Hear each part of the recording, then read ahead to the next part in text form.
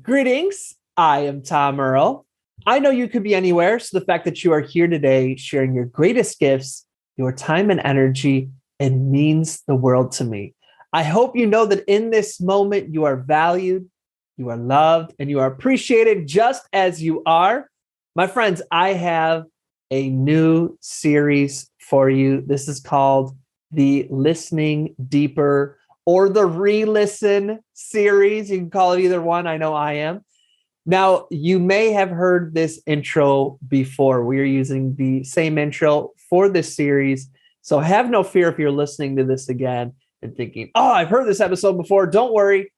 Same great intro. Absolutely amazing new podcast. So feel free to hit the skip 30 seconds if you've heard this before. But if this is your first time hearing this, welcome, my friends. What we are presenting to you over these next episodes is really some deeper listenings or some re-listens to some of our most requested, some of our most listened to, some of my favorite episodes that we've done. Now, we have put out over 300 episodes since this has started. That means all the way back to 2016, I've put out one episode a week, every single week without fail since 2016.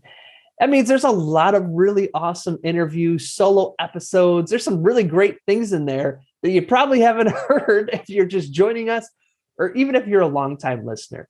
So what I want to do is pull together a number of my favorite ones and your favorite ones that you have listened to or that have been listened to before you. And I want you to either hear them fresh for the first time or give them a re-listen yourself. I'm telling you, I have re-listened to each of these and really just thinking about where I was in my life then or the wisdom from then that applies to now, because some of these are going to be from 2016. Some are going to be from last year. Some of them are going to be, weeks before everything that went down in 2020. So I want to share these with you as a gift going into the time vault of our episodes. And really, I invite you to go through these with new ears, with new hearts, because we are new people here in this moment. Now, I invite you to let me know if you listen to it, what year do you think this week's episode was from? And I'd love to hear your thoughts. My friends, I look forward to sharing this Listening Deeper as we re-listen series with you. Let us jump into this week's re-listen. Here we go.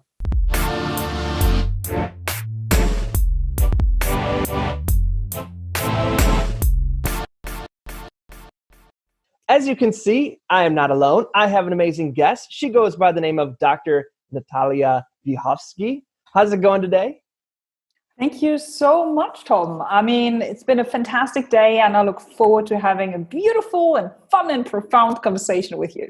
I appreciate that, and I thank you so much for already sharing your energy with us and being here with us today. Oh, you're most welcome. Let's do this. Yes. Do you mind if I introduce you to the folks out there via reading a part of your awesome bio? Oh, I would be honored.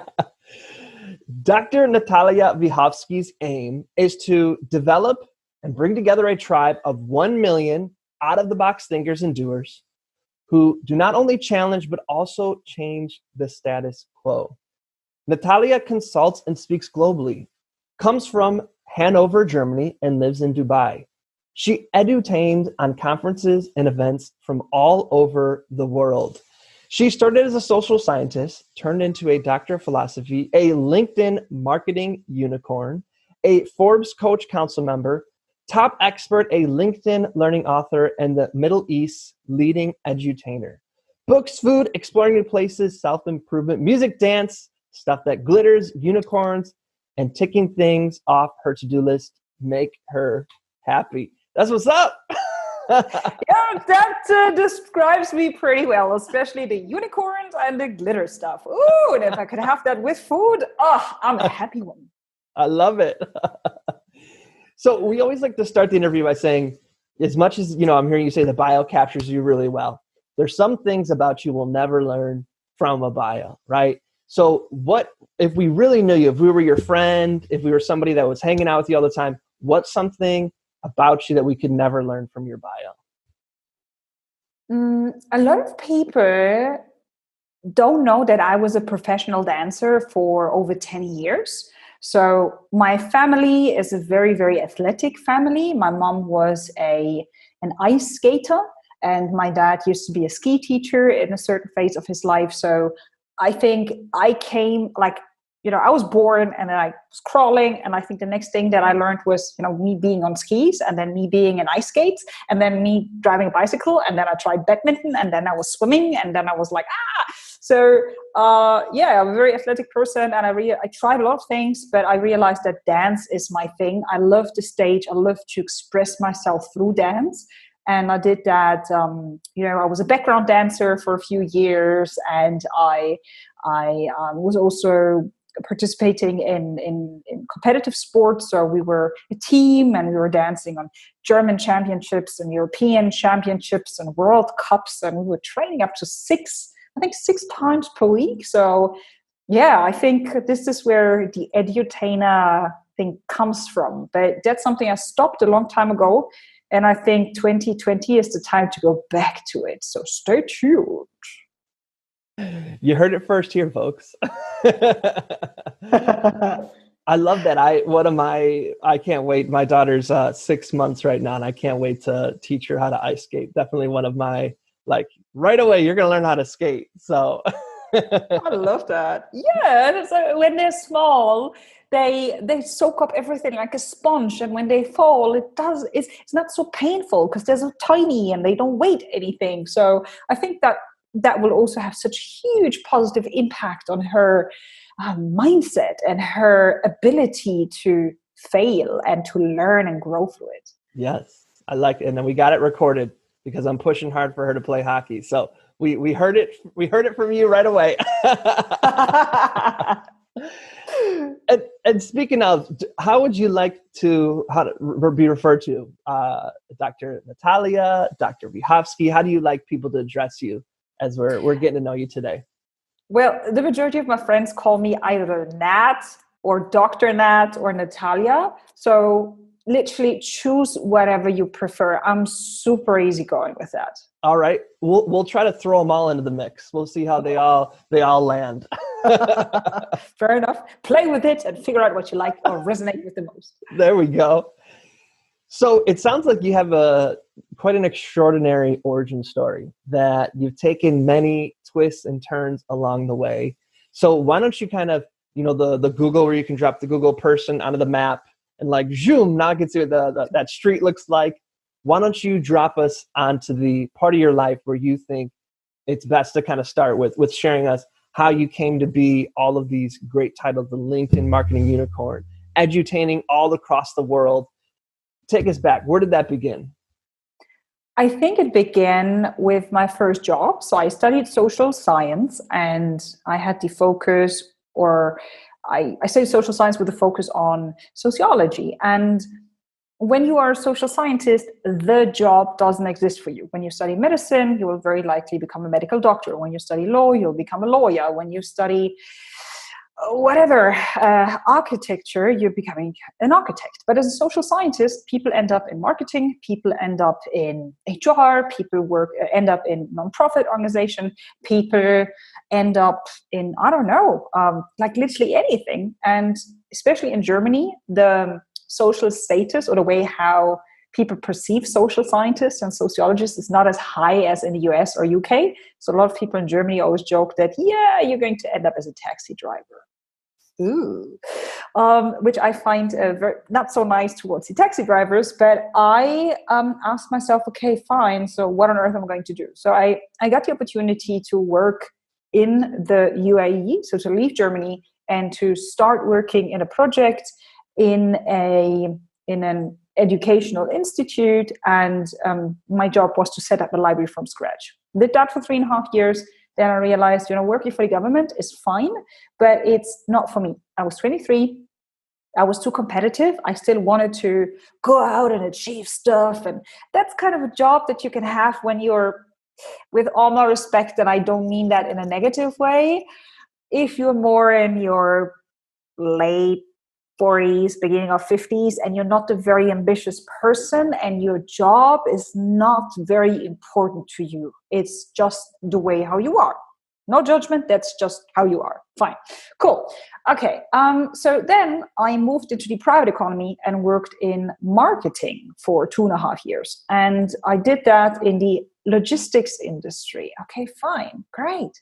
I did that for 2.5 years. And my team and I, we were on the covers of the leading magazines, and we won excellence awards. And I had a fancy sport car because, I'm originally German, and we Germans, we love our cars. So I was like, yeah, finally have my German car. Nice. Amazing. But that didn't make me happy. And I had wonderful friends, and I was living in Dubai, and I was celebrating the best parties and brunches and on a yacht, and we were shopping, and I had literally the closet full of handbags and shoes. And some of my friends were joking, it's like Sex and the City, but not in New York, but in Dubai. And I think that was kind of true as well. But again, that didn't make me happy, and I didn't feel successful. So at the age of 29, when I saw the 30 on the horizon, like, oh, hello. I was like, I hate myself, and I hate my career, and I hate life, and do I want too much? And I don't know what's going on. So to cut a long story short, I quit my job. I locked myself away for 9 months. And I need to say that I didn't have any kids that I needed to feed. I didn't have any debts. I didn't have any credit card bills. I had enough money in my bank account that I could finance the next 9 months of living without making any money. And, during that sabbatical, I asked myself a lot of questions. Who am I? What do I want? What makes me happy? What am I good at? How do I want to live? How do I want to work? With whom do I want to work? And I created a long list of all the things that I always wanted to do, applied them, tested them. And I always say I literally failed and experimented myself up to my dream lifestyle and career of purpose. And that, after 6 years or 5 years turned into doing what I do today, being a keynote speaker, being a personal branding strategist, a LinkedIn marketing unicorn, and an author. But it was a lot of trial and error, and it was a long journey, and I made tons of mistakes, but I would do it again and again and again because it was the best thing that ever happened in my life. I became a different person. I learned how to meditate. I changed the way how I speak, how I eat, how I talk. I kicked out a lot of people out of my life because we didn't have similar values, or I had the feeling that what we had in common was just not profound enough for me, and that I was ready to evolve to the next level, whatever that meant. So take us back to when you were 29, right before you did the sabbatical, because you made you said it in a very fun way. Was it a fun? Were you like, I got this? Were you feeling super excited? Was it very light? Can you kind of talk to us about, because I could be wrong, but I imagine especially with the way COVID's disrupted people's lives, we have some people who may have lost a dream job. We have some people who were able to work from home from a job they hated and are having to go back now. I think people are at a lot of places where they might about to be going through or are going through kind of that period. So could you talk a little bit about that? Absolutely. And to start in the beginning, I was a mess. I was not only emotionally sick, I was physically sick. And when I look at it from today's lens, or out of today's perspective, I fully believe in what Tony Robbins once said, that change is pain, and people only change when, let me get that right, when the pain of staying the same is bigger than the pain of change. That means you need to suffer and suffer and suffer and suffer until you hit that level, and that's different for every person, where you say, enough, I just can't take this anymore. And where you allow yourself to live a little bit nicer and lighter and be kinder to yourself. So I was literally in the hospital twice per month with like heavy pain, and my body was reacting in a weird way. And I went from doctor to doctor, and they tested everything, and they said, listen, we did everything. We don't know what it is, but it's there, but we don't know where it comes from. And maybe you also play a part of that. And I was like, yeah, whatever. And they told me, but you need to do something, because this is not healthy, and this could end up in a chronic disease. And a chronic disease could could totally screw up your life. And what happens after that, we don't know. What, cancer? I'm like, whoa, I'm 29. Now, come on. I don't want this reality talk. So I went home and I thought a lot about it. And I didn't tell anybody, but I let this secret prayer or wish or thought out towards something, because I'm not a religious person, and back then I also wasn't spiritual. For me, spirituality was this yogi, woo-woo, airy fairy stuff. So, but I was so down and I felt so low and so depressed that I said, I can't do it anymore. I don't want to do it anymore. I do understand why people decide to quit their own life, although I would not do that. But I do understand, because when everything is pain and everything is dark and nothing makes sense and you hate yourself and your job and everything is blah, but I need help. Show me, give me a sign, whatever. I just can't do it anymore. And then a few days after that, I saw a post on Facebook that said, the pain that you're going through is self-created. And that was like as if somebody would take a basketball, how do you call it? Like this wooden basketball stick or baseball bat. Baseball bat. There you go. And would just smash it against my head. And I was like, whoa, what did I just read? And that was game changing for me, because I understood that I'm creating this pain. There's no way that I can blame the economy, other people, my friends, my family, my gender, my skin color, my whatever. It's me. That means I need to take responsibility, which was, again, something I didn't want to hear. And I found it incredibly painful. But it showed me that I'm not this passive victim that needs to wait for a hero to save her. I need to be my own hero. And I was like, ugh, okay, I have no clue how to do that. And then a few days after that, I learned about another quote that came from Gandhi, who said, be the change you wish to see in the world.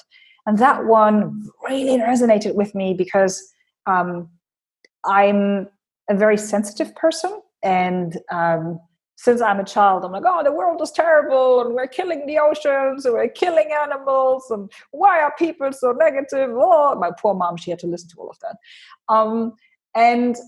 And then, like with that Gandhi quote, the question was so brilliant, because it was, so what on earth do you want for the world? So if you want to be the change in the world, how does the perfect world look like? What is it that you want? How can you contribute to this world? And that made me think a lot. And this is when I started studying the philosophies of other cultures, when I started reading a lot about North American authors and business gurus and entrepreneurs, because I always like the American or North American way of thinking more than the German one. There is a cultural difference in how these two cultures deal with failure and with growth mindset and with looking at life and with marketing yourself. So I looked over, and then I decided, you know what?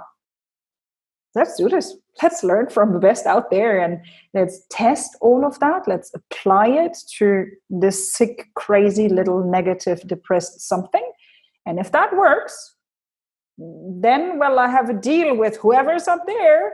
I'm going to teach everybody who wants to learn it. So you help me, I help you, and through that the world. Deal? Boom, deal done. And that's how the whole journey started. Do you remember any of the books or authors or things you read during that time that were really transformative? Yeah. Tim Ferriss, The 4-Hour Work Week. Insane. Helped me a lot. Robin Sharma, The Monk Who Sold His Ferrari. Amazing. So that was another book. During that time, I watched so many Tony Robbins videos and just read his whole content. That's the time when also people like Lewis Howes tapped into my life, who taught me the concept of a lifestyle entrepreneur, which had also a huge impact on me. Yeah. And then I joined Toastmasters International, who was a whole different, it was an organization that really showed me that you can start from here and, become the person that you want to be in a skill or in an art, public speaking. That is the biggest fear for people on this planet, me included. So I think these were the biggest influences during that time. So then when did you start to get the aha or calling or inclination of what you wanted to do next? I think it was never really clear or sharp. So I decided, okay, cool. I do the sabbatical, I go on to sabbatical, and during the sabbatical, I really want answers. I want answers like what makes me happy, what am I good at, what I'm successful at. Fine. So that I have the feeling that I really got rid of all the negativities and the past and whatever. And I worked with healers and shamans and therapists and Buddhist monks. And I was also, 10 days in a retreat where I did Vipassana meditations in 10 days, not speaking to people and meditating for, 10 hours per day and all of that. And when I went on a sabbatical, after just a couple of months, I realized I needed a blog because I needed to express myself. And my old friends, they were like, you always want so much and you always so positive. And that's so annoying. I'm like, yeah, I don't know. It's just in me. And maybe that's something good. I don't know. We'll see. So I did that blog, and it was helpful for me because it also had a therapeutic effect and some people were reading it. And then the next big step that I can remember is that one of my friends said, yeah, a blog is nice, but you know that nobody reads blogs nowadays. You need to become a speaker. This is when I joined Toastmasters. This is when I started speaking. I trained my speaking for 1.5 years before I got my first big paid speaking gig. And it was funny because the Toastmasters, you train speeches that are 5 or 7 minutes long. And then the company hired me for a 1.5 hour speech. And they paid me a huge amount of money. And I was like, I don't know how to speak for 1.5 hours. But I somehow did it. And for me, that feeling being on a stage and helping students and teaching them how to build a personal brand, to be found, to get better job opportunities was incredibly fulfilling. So that was a huge chapter. And I think another situation that really then got me towards this LinkedIn personal branding thing was when one of the participants of Toastmasters, who also was a friend, she approached me one day and said, here, I have this book and it's super thick and don't have time to read it, but that's what you do anyway. Can you read that book and then teach me everything that is in it? And I learned from Richard Branson, if you're not ready, say yes and figure it out later on. So I had a look at the book, and it said impression management, which is another term for personal branding. And I was like, oh, yeah, that's exactly what I do. Yeah. So how much time do I have?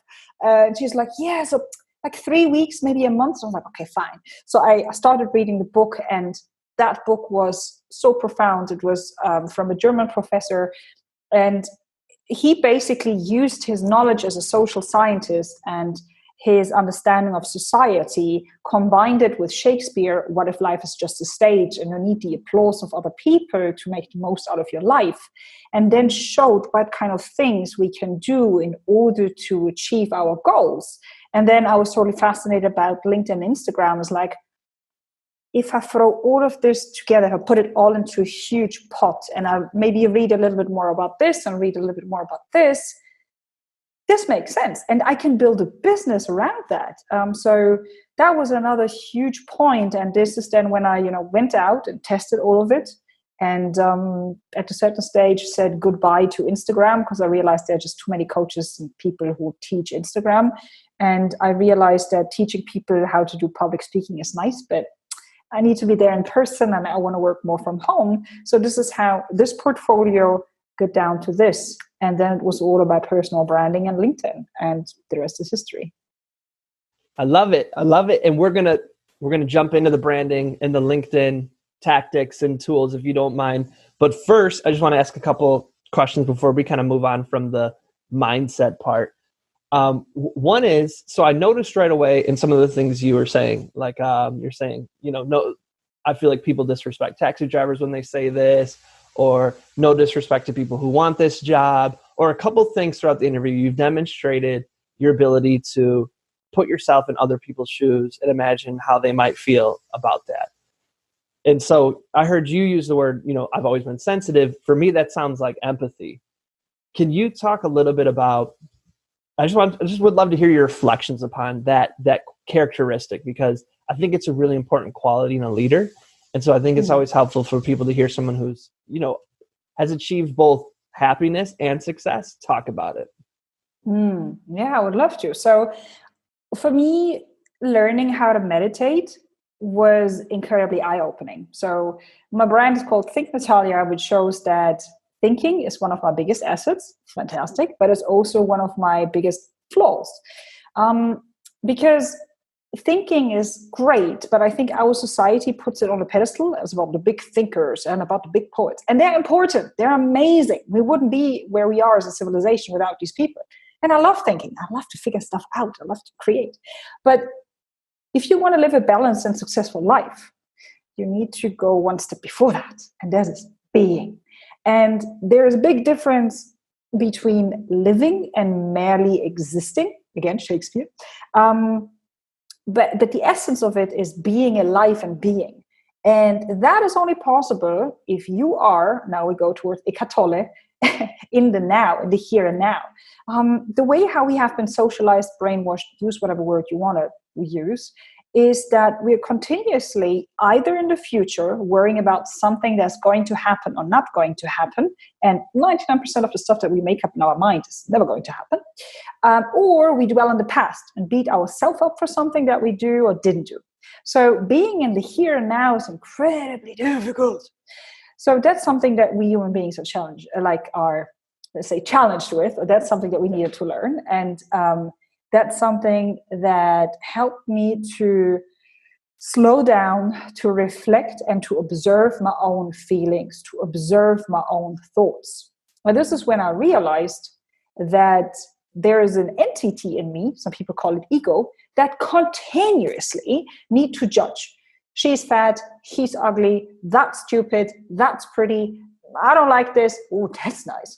So it's continuously me, and the other one. So it's kind of disconnecting with everything else and continuously make sure that I am who I am, whatever that even means. And there are the others. And then there's this normal idea, and everything else that is unnormal is bad. So I realized with a lot of reflection that this is toxic. And this is the reason why there's so much hate and anger and war and being aggressive and all of that out there, because we can't be in the now and we cannot not judge. I mean, a specific level of judgment is important, because without it, we wouldn't be able to survive. That's deeply wired into our primitive part of the brain, because you need to know, is that dangerous? Am I going to die? Yes or no? If you would take that away from us, we wouldn't survive as a species. But then there is another layer of judgment that has nothing to do with like survival instinct, but it's more on a maybe cultural level, or however you call that. And that is not helpful. So I trained myself to give my best to see a human being as a human being. And I don't care about your gender, your skin color, religion, whatever, you are a human being. And this is based in the belief that we're all kind and that we all want to grow, and we don't want to grow, but we all are kind in the depth of our heart. And the only thing that we want is to be loved and have a good time and sing and dance, and ideally do that naked and get drunk, I think is part of us. But this is just who human beings are. And when you look across continents over years and 10,000 of years, that's what makes us human. So if we all could be a little bit more human and judge a little bit less, and it's difficult because, again, of the way how we have been socialized, but give your best every day to be a little bit less judgmental towards others and against yourself, like towards yourself, because very often how we judge others had also something to do with how we judge ourselves. And we are so hard on others because we're so hard on ourselves. So be kinder towards yourself, be more compassionate towards yourself, and then give your best to also do that towards other people. And you won't believe what kind of beautiful effect that will have on your own energy level, on your own feeling of abundance, on your health, on your mood, on the opportunities that will come into your life. And it's really true. You don't need to be religious. You don't need to be spiritual. This is kind of like the law of vibration or physics or whatever you want to call that. And if people would understand that more, we would have a better way of living and a better world. I love that. I love that. So much gems in there. So last question before then we're going to move on to the tactical stuff. What is your mindset routine now, or rituals or practices that ensures that, because it sounded like in your previous career in your 20s, you achieved massive success, but you were unhappy. And right now you're achieving massive success. How do you ensure that you are also achieving the happiness and the success, and that it's all staying in synchrony? What are some routines or rituals that you do to ensure that?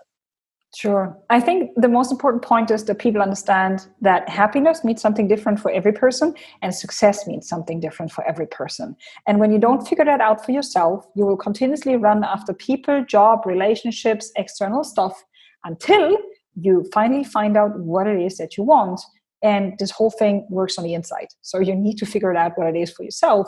So based on that, you need to know your values, and you need to know what you're good at. So this is the absolute foundation. So I'm obsessed with growth and learning. So that are some of my key values, but also working with like badass people and achieving stuff together is incredibly important. So I work 5 days a week, and I have a very, very strict schedule. So I wake up at 6 o'clock in the morning, and the first hour, 6 till 7, is meditation time. So no matter what happens, I meditate. If I want to meditate 20 minutes, fine. If I want to meditate 45 minutes, fine. Even if I want to meditate 70 minutes because I feel anxiety, or I have so much anger or resentment towards a person, situation, whatever it came up, fine, I meditate. Cool. Then I have an hour time slot in which I quickly check my emails and my social media channels and see, is there a disaster? Is anything burning? What do I need to delegate? So my team and the people who work for me, they're all set. They can go out there and do their magic. I don't work or like execute things on my own yet. I just delegate, eliminate, and say, oh, we need to fix this. Cool. Everybody's briefed. Everybody can do stuff. Then I'll go back into my little bubble again. And for the next 1 or 2 hours, I learn something new. It could be reading a book, listening to a podcast episode. It could be working through an online course. But this way, I make sure that I always stay on top of my game. And it's different things. Like sometimes I want to learn more about relationships. Sometimes I want to learn more about LinkedIn marketing. Sometimes I want to learn more about how to become even more successful. Sometimes I want to learn something about, I don't know, the Buddha, whatever. So it's not always business related. It can be different things in life, because I think life is a circle and there are different aspects of life. And, you know, when you don't make sure that they all get love and attention, you are going to be unhappy. So you need to look after your body. You need to look after your spirit. You need to, family, relationships, sexuality, success, all of that stuff. When that is done, I work very, very focused for the next 2 hours. So this is when I really write offers, make sure that everything where I need to be in my bubble and execute is like done. Answering messages on social media, stuff that my social media coordinator didn't do, left for me. Then I have a quick break and I do some high intensity interval training, because if I don't do it in the morning, I will not do it in the evening. And then I have my lunch break. I do intermittent fasting, so I only eat between 12 till 8. That works a lot for me. And and then in the afternoon, depending on the day, I either have 30-minute calls, e-meetings, whatever, or I have 45 minutes calls, slots, meetings, which is then usually podcast interviews, whatever. And then the last hour of the day, between 6 and 7, I have a little bit of a review. So how was my day? What was good? What was bad? Where do I BS myself? Where do I need to be better? What is it that I really, really need to do? So this routine works pretty well for me, like 5 days a week. On the weekends, I make sure that I spend more time on the outside, that I meet up with friends, that I plan my next week. I'm a person, I always plan my weeks, so that's incredibly important. Something that I forgot, at the end of the day, so between 6 and 7, Yeah, exactly. Most probably 6 and 7. I used the time to cook, so I'm a big fan of cooking, and I believe when you have your own food and when you interact with your food, you're also eating healthier. So that's something that I do, and yeah, I learned that setting boundaries and saying no in a kind and diplomatic way is incredibly important. And I needed to learn that. It's not something that came in easily, but I can highly recommend that you design your own routine and your own structure, and something that is, again, based on your values, on your goals, and what you want to achieve. So there's no right or wrong. Test it. If you don't like it, throw it away. Go for a new model, and eventually you're going to develop the routine that serves you. So let's get to some of the tactical stuff, because I always start with people, even someone who's a genius like you at everything you do with the branding, with the LinkedIn. And it's like, I want to talk about all of that kind of stuff. But we talked about beforehand that a lot of that stuff, yes, yourself, right? But you can Google a lot of that stuff too. And I'm not minimizing any of the work that you're doing. But the operator, the execution is really the part that a lot of people then struggle with. And so I always want to give them some blueprints, some examples of ways people are like operating inside leading up to execution, so that when we start to talk about the execution part, they have that. So let's talk about, what does it mean to brand yourself, or what is branding in the year 2020? Yeah, so I think when we talk about individuals, we need to talk about personal branding.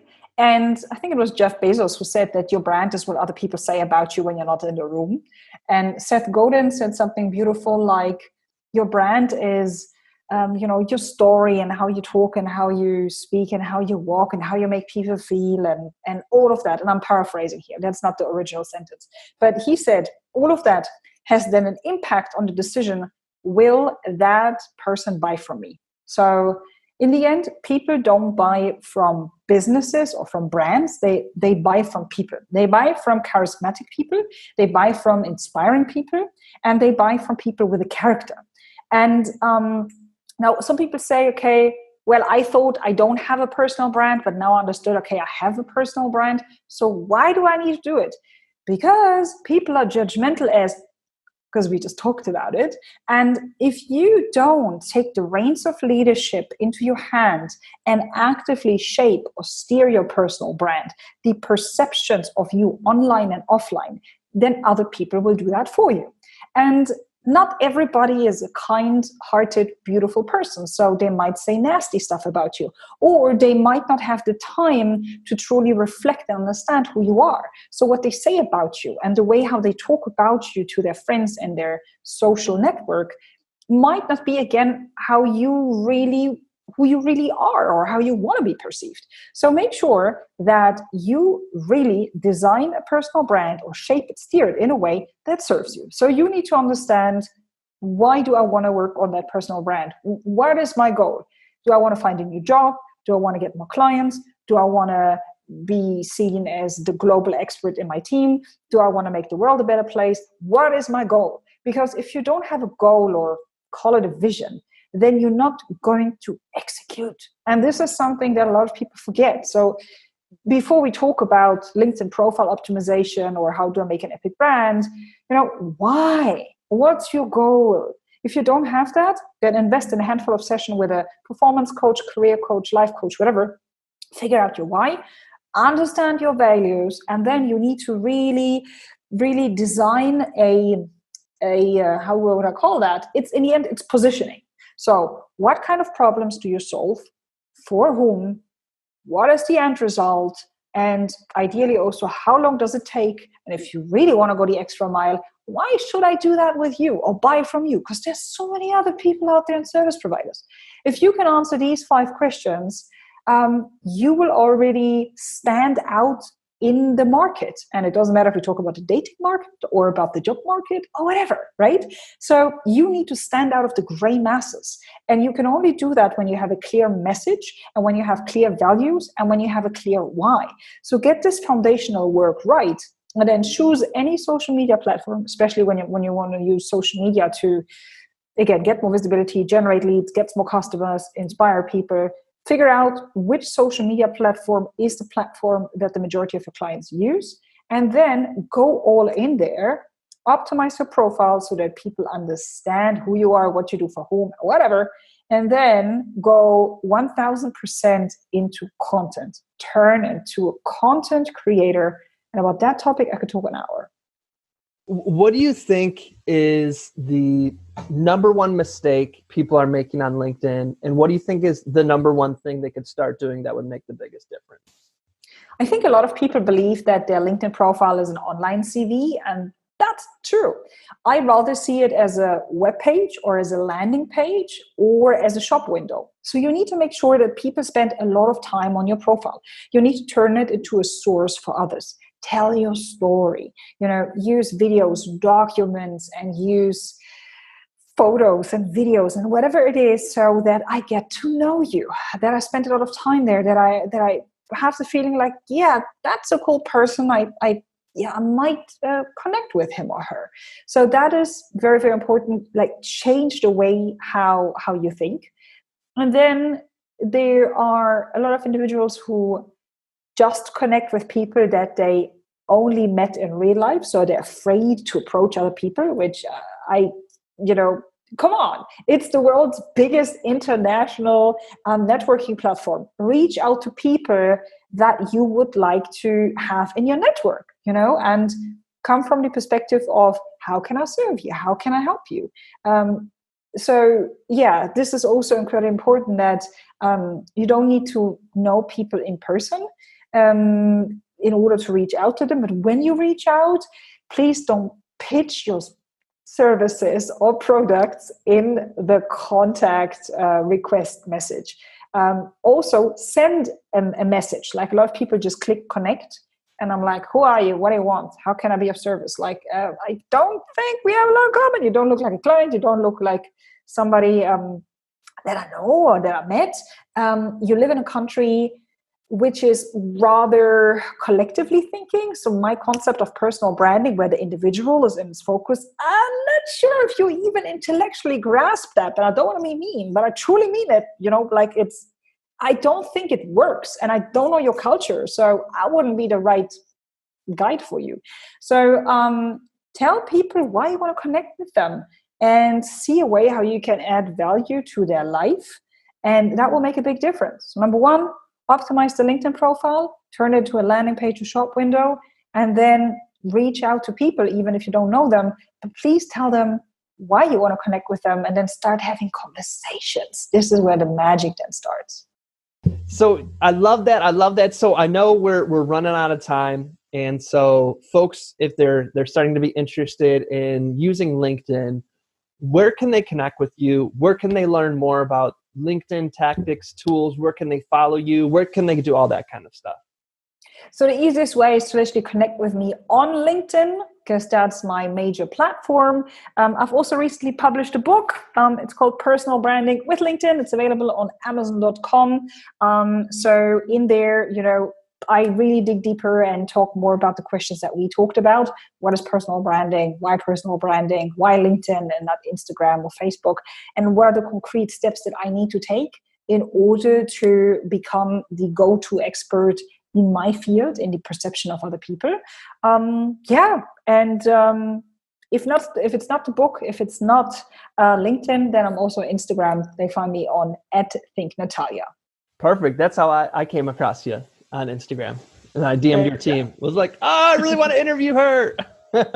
Thanks so much for reaching out. I appreciate that. Of course. And so, on that, folks, if you didn't get a chance to write those down, show notes today, tomrell.com/Natalia, tomrell.com/NATALIA. If you are trying to remember how to spell it, it's all A's. tomrell.com/NATALIA, tomrell.com/Natalia. We'll have the LinkedIn, the book, and the Instagram linked in the show notes so you can connect. Let Natalia know how much you appreciated this. Thank her so that she, feels the love and support from all that she shared with us today. I want to thank you so much for taking the leap of faith saying yes, coming on the show, sharing your gifts and time with us. It truly means the world to me. I want to thank you so much, Natalia, for doing that for us. So thank you. Thanks a lot, Tom. It was a pleasure, and we definitely keep in touch. Yes, agreed. So our closing ritual is for you to share an invitation with the folks who are listening. So what is your invitation? And what would you like to invite them to do, to consider, to be, to evolve into? What's your invitation? My invitation is to be more flawsome. I regularly introduce myself as a flawsome human being, and I believe that authenticity is the new perfection. So let's all understand that nobody's perfect, that perfection is an illusion, and that it's the source of so much pain and suffering. So give your best every day, and what's your best today might not be your best tomorrow, and might not be the best, from yesterday. But if you truly, honestly look into the mirror every day and say, I just give my best for today, and I'll push a little bit harder, but I don't kill myself in the process, and I forgive myself. I think that's a very beautiful foundation for a successful, happy, and balanced life. You have to break that down for us, though. What's flawsome? Also, it's a mix between full of flaws and awesome. So you know that you're not perfect and you make mistakes, but you owe them, and you don't apologize for them. You know that you're human, and that it's part of human nature to make mistakes and to have flaws. And that's the only way how you grow, through making mistakes. And a lot of mistakes that I know of, they're not made on purpose. It's because people didn't know, or they didn't communicate clearly. And that mindset helped me a lot. I love that. Natalia, I'd love to have you back on the show where we can jump into this stuff a little bit more deep later on down the road, because so much here. We could have gone on for another 2 hours. I know it for sure. So thank you once again for joining us. I appreciate you, and I appreciate all that you shared. Thank you. And get well soon, and we keep in touch. Yes, definitely. I want to thank you for listening to this week's Deeper Listening, Re-Listening series. I don't know how many more times I can squeeze in the word listening into this sentence. I want to thank you, as I shared in the beginning, for sharing your time and energy listening to this entire episode. As I said at the beginning, I'd love to know, do you know what year this episode was recorded in? And I'd love to know what stuck out to you, what moved you, what questions do you have? And if you have any suggestions for what you'd like future topics to cover or future guests we should feature. My friends, I look forward to you joining us again next week for a new episode in our Re-Listen series. And as always, I'm wishing you peace and blessings. Thank you. One more thing. I'd love to continue the conversation. Feel free to join me at tomearl.com/join. Subscribe below, or let's connect on social media. Tom Earl Artist. Thanks again for watching.